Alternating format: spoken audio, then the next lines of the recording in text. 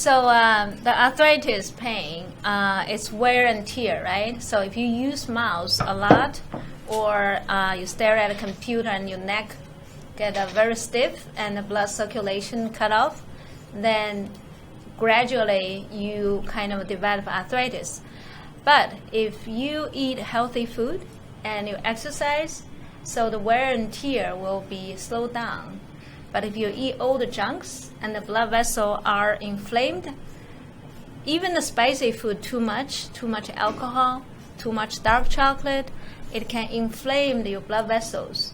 When the blood vessels are inflamed, you don't have sufficient blood flow, and the inflammation developed. Then the arthritis will become very painful. So if there is no inflammation, you only have stiffness. But once the inflammation kicks in, you have swelling in the joint, you have heat sensation, and then you have pain. So Dr. Andrew Well mentioned heat, pain, swelling are the main point of inflammation. How depressing. So how does acupuncture help with inflammation? So if you do acupuncture or later acupressure by yourself, and you can relax the muscle first of all, and so the blood vessel can dilate and speed up the circulation. So when the circulation speed up, you clear up the inflammatory chemicals. So there is a different kind of chemicals leading to more inflammation. If I'll show you the acupressure point on the elbow, wrist, it will help the circulation, then the inflammation will go down. And then if you combine the diet change, more vegetables, fruit, then your body can repair faster. What kind of vegetables? I like kale. Kale is a very good thing because it's anti-cancer, anti-inflammatory. I have many patients with cancer and later cancer-free, and they are stage 4 cancer patients. And they all tell me they use the juice, kale juice. So you use high-power blender and add water or coconut water and kale, and also I add 1 apple. So you make a smoothie. You drink 2-3 times a week, and it's actually helped me prevent white hair. I haven't. You don't have any white hair. I have 5-6, so I don't have to dye. I'm 55 years old, and really, and I can wait for another 5-6 years to dye hair because of kale. I do kale, and I also eat a lot of vegetables. I go every 4 weeks. Did you see this thing with the cancer and the hair coloring thing? You might as well just go gray because it's very dangerous. I'm telling you. I think I'd rather go for kale juice than go gray, quite honestly. Now, if between the two. Broccoli is alkaline. Yes, broccoli is also alkaline. He's on like this whole mission. Have you noticed? And you're like so into your alkalinity. And corn is a base. I stopped eating corn. Yeah, corn. Not good for you. Inflammation. It creates inflammation. Yes. And even white potatoes are not good for you. Yeah, that's raise your blood sugar right way. And there is some funky stuff like watermelon all of a sudden is in my life because... Yeah, watermelon, actually, there's a story about Ben Laden, and before he died, his type 1 diabetes was cured, according to this story, saying that Chinese practitioner recommended him to eat so much watermelon, his type 1 diabetes was cured.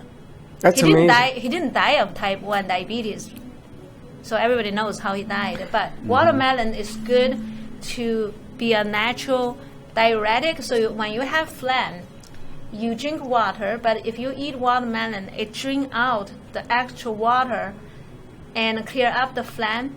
If you couldn't eat orange, then watermelon and pears. Yeah. Pears also clears up alkaline. The phlegm. Yes. Yeah. I got a whole list of do's and don'ts. Well, think about the pears, right? Because Lady Ann gave me that recipe for soup. My squash soup is squash and pears. And I never understood why the pears, but it helps with the inflammation. We have to eat that soup every day.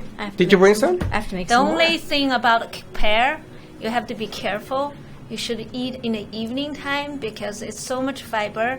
It can cause bloating and gas. Yeah, it's okay.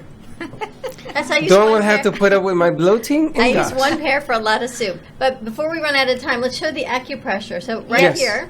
So you're going to show it on Bob? Yeah. So we're going to do the elbow pain point. If you press that, You can sit. I can sit here. So you bend your elbow, and you see there is the crease. At the end of this crease, and there is a point called the large intestine 11.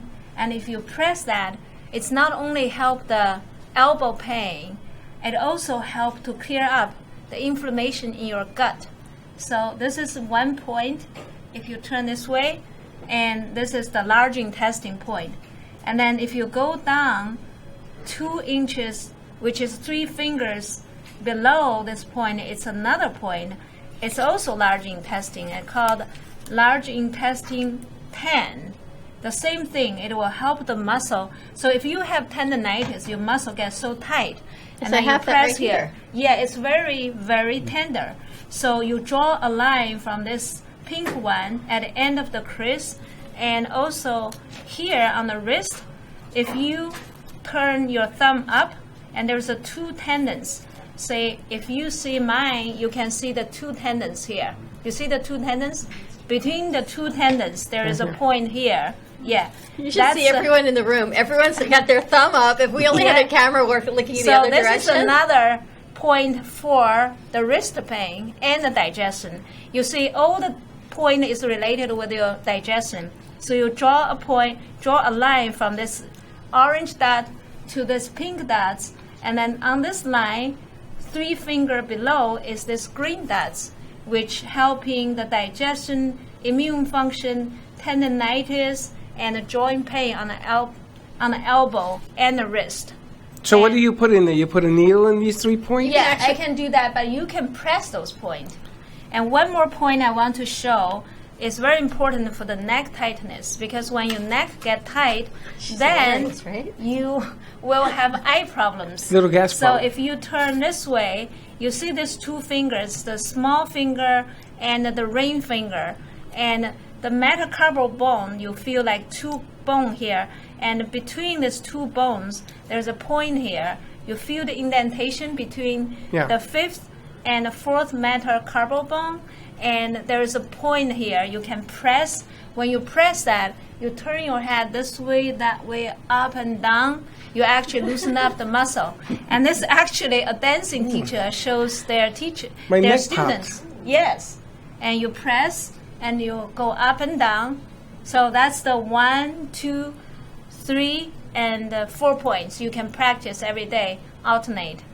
And this is for acupressure for joint pain, improve your digestion, relax your neck muscle, helping your the vision. So if you could do that between your computer jobs or before you go to sleep, then you can become happier and healthier in the new year.